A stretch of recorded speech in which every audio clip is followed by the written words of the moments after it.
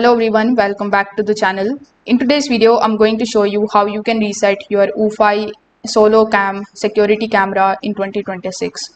Now, first of all, before proceeding, just keep in mind that the factory reset is going to remove the camera's saved settings and it will also disconnect you from the Eufy security application.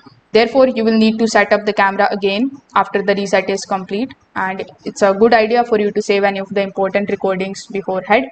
Now, in order to reset it, what you need to do is you need to simply find the button that will be labeled as sync. So it is also called sync button on your SoloCam.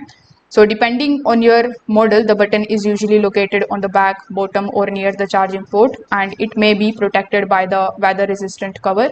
So you need to simply press and hold this sync button for at least 10 seconds. You can also continue holding it until you hear 2 beeps. So when you hear these or when you see the LED light indicating, this confirms that the factory reset process has started.